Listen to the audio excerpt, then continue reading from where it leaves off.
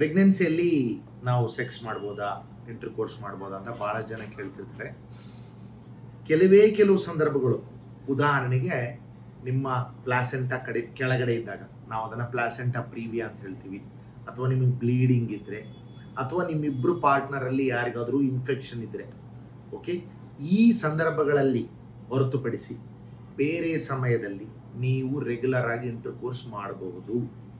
But ನಾನು ಒಂದು advice ಏನು ಕೊಡ್ತೀನಿ ನನ್ನ ಪೇಷಂಟ್ಗಳಿಗೆ ಅಂದರೆ, ನೀವು ಇಂಟರ್ ಕೋರ್ಸ್ ಮಾಡಿ, ಬಟ್ ಮೊದಲ 3 ತಿಂಗಳು ಮತ್ತು ಆ ನಂತರದ 3 ತಿಂಗಳಲ್ಲಿ ನೀವು ಕಾಂಡೋಮ್ ಉಪಯೋಗಿಸೋದು ಒಳ್ಳೆಯದು.